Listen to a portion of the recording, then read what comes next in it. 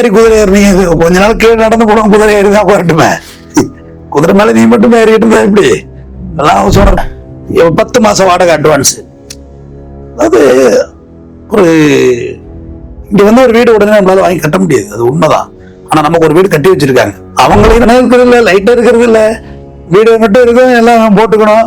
கனசா போக்குள்ள electrician வச்சு கட்டணும். இது ஒரு பெருஞ்செலவு.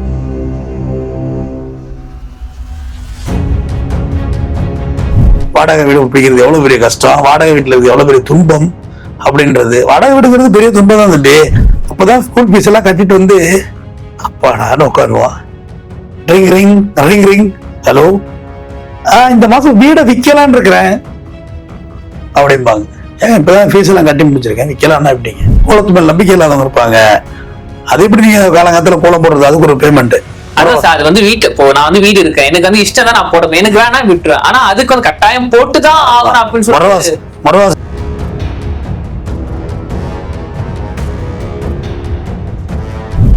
எல்லாம் சாத்தியம் தான். ஹெல்மெட் போட்டு போட முடியாதுன்னாங்க, ஓட்டி போட வேண்டாம், அவன் ஃபைன் மட்டும் வந்துட்டு இருக்கோம். 17,000 20,000, வண்டி 6,000 தான், ஃபைன் 20,000 30,000 நோட்டீஸ் அனுப்ப பிறகுதான் அதுக்கு நீ சம்மதம் இல்லை, காலி பண்ணல, இல்ல உன்னால எவ்வளவு ஏற்றி கொடுக்க முடியும் அதை நீ தெரியப்படுத்தணும். அதுக்கு பிறகுதான் ஏத்த முடியும்.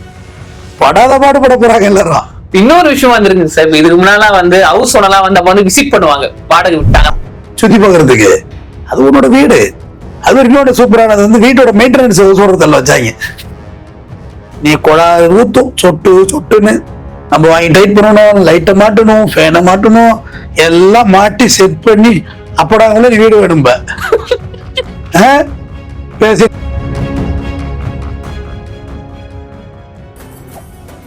மெரிபா paneer soda, I trust Meriba. King TV நேயர்கள் அனைவருக்கும் வணக்கம். இன்னைக்கு நம்ம இன்டர்வியூக்கு யார் வந்திருக்காங்க பாத்தீங்கன்னா, மூத்த வழக்கறிஞர் திரு RS தமிழந்தன் அவர்கள். வாங்க அவரோட பேசலாம். சார் வணக்கம். சார் வணக்கம். ஸோ ஒரு படத்துல ஒரு டைலாக் ஒன்று வரும், சாம்பார் அப்பாயின்மெண்ட் ஆர்டர்னு சொல்ற மாதிரி. இப்போ வீடு வாடகை இருக்குங்களுக்கு வந்து ஒரு சூப்பரான ஒரு ரூல்ஸ் ஒன்று வந்திருக்கு அப்படின்னு சொல்லி ஆரம்பி 2025 வீடு வாடகைதாரர்கள் சட்ட அடிப்படையில வந்து ஒரு சட்டம் கொண்டு வந்திருக்காங்க. என்னன்னா இதுக்கப்புறம் இந்த ரூல்ஸ் தான் ஃபாலோ பண்ணணும், அப்படி ஃபாலோ பண்ண பட்சத்துல வந்து அவங்க நடவடிக்கை எடுக்கப்படும் அப்படின்னு சென்ட்ரல் கவர்மெண்ட் சொல்லியிருக்காங்க. அதில் முதல்ல வந்து என்ன சொல்லியிருக்காங்கன்னா, இதுக்கப்புறம் வீடு வந்து வாடகை நீங்க விடுறீங்க அப்படின்னா இதுக்கு முன்னாடிலாம் வந்து 10 மாசம் வாடகை கொடுக்கணும், ஒரு 12 மாசம் வாடகை கொடுக்கணும்னு சொல்லுவாங்க வீட்டின் உரிமையாளர்கள். ஆனா இதுக்கப்புறம் 2 மாசம் வாடகை மட்டும் தான் வாங்கணும் அப்படின்னு சொல்லி பல புதிய ரூல்ஸ் எல்லாம் கொண்டு வந்திருக்காங்க. ஃபர்ஸ்ட் இந்த ரூல்ஸை விடுங்க, ஒரு வாடகைதாரரா நீங்க எப்படி பாப்பீங்க?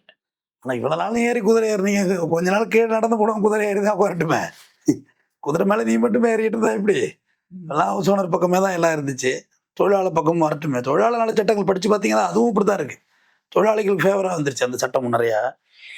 காரணம் இந்த அன்அக்கௌண்டபிலிட்டியா நிறைய பணம் ஹவுஸ் ஓனர்ஸ் போகுதுங்கிறத கவர்மெண்ட் பார்த்துட்டாங்க. அது அக்கௌண்ட்லேயே வர்றது இல்லை அந்த பணம். ஏன்னா ரெண்டுக்கு யாரும் ரெசிப்ட் கொடுக்குறது இல்லை, ரெண்டுக்கு யாரும் முறையாக டாக்ஸ் கட்டுறது இல்லை. அது ஒரு நீயானா டாக்ஸ் ஷோவில் உட்காந்து வெளிப்படையாக சொல்கிறாங்க, ஏன் நீங்கள் ரசீது கொடுக்குறதுன்னு கேட்குறாரு. ரசீது கொடுத்தா அது பல வரி பிரச்சனைகள் எங்களுக்கு வரும் அப்படின்னு. சம்பாதிக்கிறதே வரி கட்டுறது தானே ஒரு கோப்பி கலாய்ச்சி விட்டாங்க ஒரு டீம் உட்கார வச்சு. அதனால 10 மாதம் வாடகை அட்வான்ஸு. அதாவது ஒரு இங்கே வந்து ஒரு வீடு உடனே நம்மளால வாங்கி கட்ட முடியாது, அது உண்மைதான்.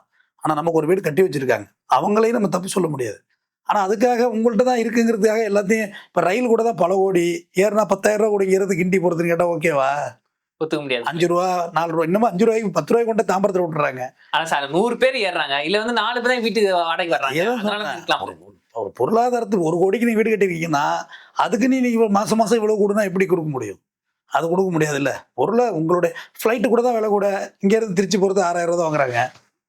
1 லட்சம் கேட்டால் எப்படி கேட்க முடியாது? இல்லை ஒத்துக்க முடியாது. ஒரு பொருளுக்கான ஒரு விலை இருக்குல்ல தம்பி, தங்க ஊசின்னு தொண்டையில குத்திக்க முடியாதுக்குன்னு குத்திக்க முடியாது. இல்லை அதனால 10 மாதம் வாடகை கொடுன்னு தான் முடி கேட்பாங்க. ஆனால் இப்போ அதெல்லாம் கிடையாது, 2 மாதம் வாடகை தான். கமர்ஷியலாக இருந்தால் 6 மாதம் வாடகை. கமர்ஷியல்னா பிஸ்னஸ், ஷாப்பிங், டெய்லி சேலிங், அது கமர்ஷியலு. அதெல்லாம் 6 மாதம் வாடகை. வீட்டை சரி பண்ணுறது ஹவுஸ் ஓனர் பொறுப்பு. ஏன்னா ஒரு வீட்டில் ஃபேனே இருக்கிறது இல்லை, லைட்டாக இருக்கிறது இல்லை, வீடு மட்டும் இருக்கும், எல்லாம் போட்டுக்கணும். கனசா போக்குள்ள எலக்ட்ரிஷியன் வச்சு கட்டணும். இது ஒரு பெருஞ்செலவு உள்ளது. வாடகை விடுறதுக்கு முன்னாடியே வந்து 1008 அங்க பிரச்சனை இருக்கும், ஆனா அது சொல்ல மாட்டாங்க. விஜய் சேது சொல்லுவார்ல, ஏயா உன் வீட்டில் ஒருத்தர் தூக்கு மாட்டி தூங்கினா சொன்னியா என்டி, சொன்னியா எங்க சொன்னியா என்ட்டு கேட்பார்ல. எங்கள் வீடு தெரியும் போய் வீடு வைக்க போகிற அளவு தான் உன் வீடு அப்படின்னு. நான் அந்த பொம்பளை சொல்லுவேன்ல, கட்டி விட வேண்டியதானே, வாழ வழி இல்லாமல் தானே இங்கே வந்திருக்கீங்கன்னு. எம்மா வாழ வழி இல்லாதவன்ட்ட வழிபறி பண்ணுறியம்மா அப்படின்னு சொல்லுவார்ல. உண்மையான வழி அதுதான். ஒரு படம் ஒன்று இருக்குங்க, இப்போ வந்ததுங்க, டூலேட்டா, அதை பாருங்க, நல்லாயிருக்கும். சிவகுமார் படம் ஒன்று இருக்குன்னு நினைக்கிறேன், வீடு, அது பாருங்க நல்லாயிருக்கும். அந்த கதையே இப்படி தான் போகும். டூலேட் நல்லா தான் எடுத்திருந்தாங்க, ரொம்ப அருமையாக எடுத்திருந்தாங்க. வாடகை வீடு பிடிக்கிறது எவ்வளோ பெரிய கஷ்டம், வாடகை வீட்டில் இருக்கிறது எவ்வளோ பெரிய துன்பம் அப்படின்றது. வாடகை வீடுங்கிறது பெரிய துன்பம் தான் தம்பி. அப்போ தான் ஸ்கூல் ஃபீஸ் எல்லாம் கட்டிட்டு வந்து அப்பாடான்னு உட்காருவான். Ring ring ring ring, hello, இந்த மாதம் வீடை விற்கலான்னு இருக்கிறேன் அப்படிம்பாங்க. ஏங்க இப்போ தான் ஃபீஸ் எல்லாம் கட்டி முடிச்சிருக்கேன், விற்கலான்னா எப்படிங்க? எந்த ஒரு அறிவிப்பு இல்லாமே சொல்லுவாங்க. இந்த ஒரு அறிவு மன உளைச்சல் கொடுக்குறது. அது வீடை விற்கலான் இருக்கேன், விற்கலாமா? என்னைய ஒருத்தர் வீட்டுக்குள்ள வச்சே வித்துட்டு போயிட்டா தம்பி ஒரு வாட்டி. உங்களை? ஆமா. இது என்ன கொடுமை? ஆமா தம்பி, என்ன கொடுமை சரணா இது? என்ன கொடுமை? எனக்கே அந்த கொடுமை நடந்தது. இது நடந்தது 2000 கொரோனாவுக்கு முன்னாடி. நாங்கள் வீட்டுக்குள்ள இருக்கோம், எங்களை வச்சு வித்துட்டே போயிட்டாங்க. எங்களுக்கு தெரியவே தெரியாது. புதுசாக வந்தவங்க அவங்க டாஸ் ஊசுங்கிறாங்க. அப்புறம் கோர்ட்டில் கேஸை போட்டு வேற என்ன பண்ணுறது? அப்புறம் எப்படி போகிறது? எங்கேருந்து போகிறது? யாருன்னே தெரியாது. ஒன்றுட்டு தான் பணம் கொடுத்தேன், நீ புது ஆள் வந்தால் எனக்கு எப்படி தெரியும்? வீட்டை வித்துட்டாங்கிறாங்க. அந்த ஆள் போனை எடுக்க மாட்டான், சுவிட்ச் ஆஃப் பண்ணிக்கிட்டான். அதோட அவன் முடிச்சுக்கிட்டாங்க கதையை. அவன் ஈஸியாக கோத்துட்டு போயிட்டான். ரொம்ப கஷ்டப்பட்டு தான் அதில் இது எக்ஸிட் ஆனேன். எனக்கு நல்ல எக்ஸ்பீரியன்ஸே இல்லைன்னு வச்சுங்களேன், பேட் எக்ஸ்பீரியன்ஸ் தான். அடுத்தது திடீர்னு வெளியேற்றுறது. சரி அப்படின்னா நீ வீட்டை காலி பண்ணுவீங்க, எதனா ஒரு பிரச்சனை அப்படின்னா வீட்டை காலி பண்ணு, அவ்வளோதான். அது ரொம்ப தப்பான விஷயம். அது ஃப்ளாட் சிஸ்டத்துலாம் அந்த பிரச்சனை இல்லை, தனி வீட்டில் அந்த பிரச்சனை இருக்குது. ஹவுஸ் ஓனர் மேலேயோ கீழே இருந்தாங்கன்னு வச்சுக்கோங்க, முறவாசை போடுறதுக்கு காசு வாங்குறது, கோலம் போடுறதுக்கு முறவாசை. இதான் சார் புது ரூல்ஸாக இருக்குது. கோலம் போடுறதுக்கு ஒன்று இது என்னது இது? உங்கள் வீட்டில் மகாலட்சுமி தங்கன்னா வேணா நீ போய் கோலம் போட்டுருங்க, காலங்காலத்தில் எழுது போய். ஒரு வீட்டில் முஸ்லீம் இருப்பாங்க, கிறிஸ்டியன் இருப்பாங்க, கோலத்து மேலே நம்பிக்கை இல்லாதவங்க இருப்பாங்க. அது எப்படி நீங்கள் காலங்காலத்தில் கோலம் போடுறது? அதுக்கு ஒரு பேமெண்ட்டு. அதான் சார், அது வந்து வீட்டு இப்போ நான் வந்து வீடு இருக்கேன், எனக்கு வந்து இஷ்டம் தான் நான் போடுவேன், எனக்கு வேணா விட்டுருவேன். ஆனா அதுக்கு வந்து கட்டாயம் போட்டு தான் ஆகணும் அப்படின்னு சொல்லி முறவாசை போடுங்கிறது. அடுத்தது இந்த ரெண்டல் அக்ரிமெண்ட் யாருமே போட்டு கொடுக்குறது கிடையாது. அதை சார் நீங்க அடிக்கடி நீங்க சொல்ற விஷயம் இது ஒண்ணுதான் சார். ரிசிப்ட் தராங்களா? அக்ரிமெண்ட் ரிசிப்ட்லாம் கிடையாது. இப்போ கவர்மெண்டே சொல்லியிருக்காங்களே, வீடு வாடகை விட்ட பேர் 2 மாசத்துக்குள்ள நீங்க பதிவு பண்ணணும், இல்லைன்னா 5000 ரூபாய் வந்து ஃபைன் இருக்காங்க. இதை எப்படி பாக்குறீங்க? அதெல்லாம் 60 நாளைக்குள்ள நீங்க ஆன்லைன்ல அப்லோட் பண்ணி நீங்க ரெஜிஸ்ட்ரேஷன் பண்ணி ஆகணும். அது ரொம்ப முக்கியமானது. ஆனா ஃபாலோ பண்ணுவாங்களா சார்? 8 சுரக்காய் கறி கொதுவாதுன்னு சொல்லுவாங்க. 8 சுரக்காய் அவனுக்கு சட்டம். இந்த பையன் மேல ஒரு கண்டெம்ட் கேஸ் போடுறாங்க. இல்ல சார், இது மாதிரி ரூல்ஸ் இருக்கு. 8 சுரக்காய் இது ரூல். இது ரூல்ஸ். ஹெல்மெட் போட சொன்னாங்கல்ல, ஃபாலோ பண்றீங்களா பண்ணலையா? டக்கு செக்குன்னு ஆட்டோ ஃபைன் அடிக்குதா இல்லை சிக்னல் வச்சு பொலிச்சின்னு தம்பி போட்டோவோட செழிப்பு வரும் செல்லு. நம்ம கொலை செய்யக்கூடாதுன்னு ரூல்ஸ் ஒன்று இருக்கு. ஆனா குற்ற சமம் நடந்துட்டு தானே இருக்கு. சிசிடிவியில் பிடிச்சிட்டு தானே இருக்காங்க. பிடிக்காம எல்லாம் தப்பிச்சு போட முடியாது. இல்லை ஒரு 6 மாதம் டைட் பண்ணுவாங்க. ஜிபே வந்தப்போ என்ன சொன்னாங்க, கூகுள் பே எல்லாம் வந்தப்போ அது எப்படி சாத்தியப்படும் அப்படின்னாங்க. இன்னைக்கு சாத்தியப்படலையா? ஒரு இளநீ விற்கிற ஒரு ஜிபே வச்சு இல்லையா? காய்கறி தள்ளுவண்டிகளில் ஜிபே இல்லையா? ரன்னிங்கில் ஜிபே போயிட்டு இருக்கா இல்லையா? எல்லாம் சாத்தியம்தான். ஹெல்மெட் போட்டுனப்போ போட முடியாதுன்னாங்க. போட வேண்டாம், ஃபைன் மட்டும் வந்துகிட்டு இருக்கோம். 17,000 20,000 வண்டியே 6,000 தான் போகும். ஃபைனு 20,000 30,000 கட்டியில் நீ எங்கே ஆர்டிஓ ஆஃபீஸ் போகிறது? இன்சூரன்ஸ் ரெனியூவல் பண்ணி ஆகணும். எங்கே போவா நீ? ஃபைனை கட்டிட்டு வந்து ரெனியூவல் பண்ணுறாம்பா. தம்பி, உனக்கு இவ்வளோ யோசிக்க தெரியுதுன்னா ஒரு அரசாங்கம் எவ்வளோ பெரிய லாபி போட்டு எத்தனை IAS IPS உட்காந்து எத்தனை மினிஸ்டர்ஸ் உட்காந்து அதுக்கான ஸ்கீமை எடுத்துட்டு வருவாங்க. டோல்கேட் வந்தப்போ என்ன சொன்னாங்க, அது எப்படி சாத்தியப்படும்? பக்கத்தில் கிராமத்தில் பூந்து போயிட மாட்டோமா அப்படின்னு. பக்கத்தில் கிராமம் இருந்தால் தானடா உன்னை தூக்கி போகிறேன்டா. அத்தனடா காட்டில் ஹைவேஸை தூக்கி கிராமமா மேலேயே போகுது. வடிவேலை சொல்லுவார்ல, எப்போ மேலேயே போயிட்டு இருந்தா இப்போ கீழே வாடாப்பான்னு தருவாங்க. இல்லை, மேலேயே போயிட்டு இருக்கு ஹைவேல. நீ எங்கள் கிராமத்தை கண்ட ஒரு யூட்டர்னே கிடையாது. மதுரை வாயில் பைபாஸில் ஏறிட்டினா தாம்பரத்துக்கு இடையில உன்னால யூட்டர்ன் போட முடியுமா? போட்டு பார்ப்போம். கீழே எங்கேயாவது இறங்க முடியுமா உன்னால? கீழே இருந்து மேலே ஏற முடியுமா? வழி இருக்கா? இல்லைங்களே. இல்லையே. மேலே போவோம், கீழே இருக்கும் வீடு 10வது மாடியில் வீடு போயிட்டு இருக்கோம். கவர்மெண்ட் எல்லாத்தையும் சாத்தியப்படுத்தும். அது ஒரு விஷயம் பார்த்தேன். இன்னொன்னு சொல்லியிருக்காங்க, இதுக்கப்புறம் அதாவது வீட்டின் உரிமையாளருக்கும் வீட்டில் இருக்கிற ஒரு பிரச்சனை இருந்தா அந்த வீட்டு உரிமையாளர் ஃபர்ஸ்ட் சொல்ல விஷயம்னா, பிரச்சனை பண்ணிட்டியா வாடகை ஏத்துற அப்படின்னு சொல்லுவாங்க. ஆனா அதுக்கும் செக் வச்சிருக்காங்க. என்னன்னா, 1 வருஷத்துக்கு முன்னாடியே தெரியப்படுத்தணும். அவன் 3 மாசத்துக்கு முன்னாடி சொல்லணும். 1 வருஷத்துக்கு ஒரு வாட்டி தான் வாடகை ஏற்றணும்.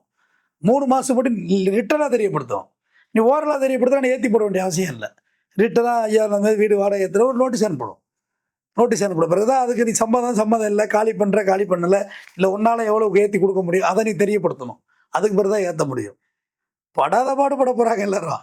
இன்னொரு விஷயம் வந்துருங்க சார். இப்ப இதுக்கு முன்னாலாம் வந்து ஹவுஸ் ஓனர்லாம் வந்து அப்ப வந்து விசிட் பண்ணுவாங்க வாடகை விட்டாங்கன்னா. அப்படி இதுக்கப்புறம் ஹவுஸ் ஓனர் வரனா கூட ரிட்டர்ன் படி லெட்டர் எழுதி, அதுவும் 24 ஹவர்ஸ்க்கு முன்னாடி நான் உங்க வீட்டுக்கு வரப்போ அனுப்புனர் வீட்டின் உரிமையாளர் பெருனர் நீங்க, அதாவது இந்த வீட்டு நான் வரப்போறேன், விசிட் பண்ண போறேன், எல்லாம் ஜாக்கிரதையா இருங்க, லெட்டர் கொடுத்துட்டு தான் வரலாம் போட்டுருக்காங்க சார் ரூல்ஸ்.